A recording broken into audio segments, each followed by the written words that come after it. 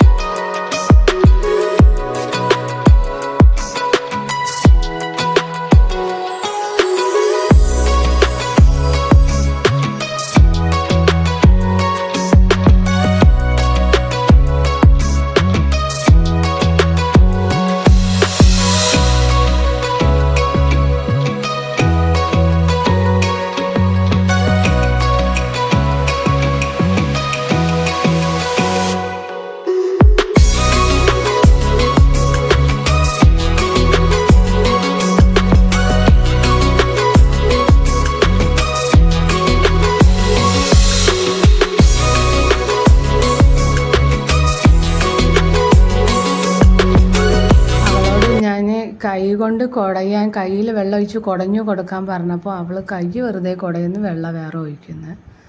അവൾക്ക് അറിയത്തില്ലല്ലോ. അവളോട് ഞാൻ കുറച്ച് വെള്ളമൊക്കെ ഒഴിച്ചു കൊടുക്കാൻ പറഞ്ഞ്. അതൊക്കെ അവൾ ചെയ്യും കേട്ടോ കറക്റ്റിൽ. വെള്ളമൊക്കെ രാവിലെയും വൈകിട്ടൊക്കെ ഒഴിച്ചു കൊടുക്കും ചെടികൾക്കൊക്കെ.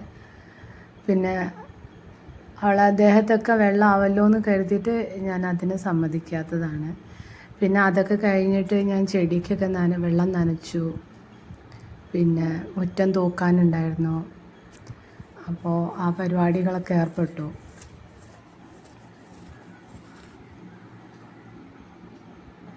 ഇതെല്ലാം ഞാനുണ്ടാക്കിയ സ്റ്റാൻഡാണ് കേട്ടോ, കമ്പുകൾ കൊണ്ടാണ്. പിന്നെ മുളൻ്റെ 2 കമ്പ് അതൊക്കെ വെച്ച് അഡ്ജസ്റ്റ് ചെയ്തിട്ടാണ് ചെടികൾ വെച്ചിരിക്കുന്നത്. താഴെ വെച്ചാൽ ഒന്നാമത് ചളി അങ്ങനെ എല്ലാം കാര്യങ്ങളുണ്ടാവും. പിന്നെ ജന്തുക്കൾ എന്തെങ്കിലും വന്ന് കിടന്നാൽ കാണൂല്ല. അതെല്ലാം കഴിഞ്ഞിട്ട് ഞാൻ കിച്ചണിലേക്ക് വന്നു. ചോറിന് വേണ്ടി വെണ്ടയ്ക്ക റോസ്റ്റ് ചെയ്യാമെന്ന് വിചാരിച്ചു. ഞാൻ അങ്ങനെയാണ് ചെയ്യുക കേട്ടോ. നിങ്ങളെല്ലാവരും ഇങ്ങനെ ഒന്ന് ചെയ്ത് നോക്കും, നല്ല ടേസ്റ്റാണ്. എനിക്ക് എൻ്റെ വീട്ടുകാർക്കും നല്ല ഇഷ്ടമാണ് വെണ്ടയ്ക്ക ഇങ്ങനെ ചെയ്യണത്.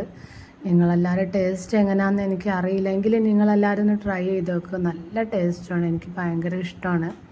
വെണ്ടയ്ക്ക കിട്ടുമ്പോൾ ഇങ്ങനെ മാത്രമേ ഞാൻ ചെയ്യാറുള്ളൂ. ഇങ്ങനെ ചെയ്താലേ ഇവിടെ എല്ലാവരും കഴിക്കാറുള്ളൂ.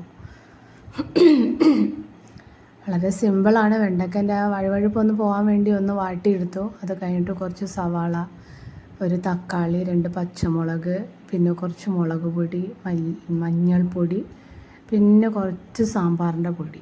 സാമ്പാറിൻ്റെ പൊടി ഇടുമ്പോൾ ഒരു പ്രത്യേക ടേസ്റ്റാണ് അതിന്.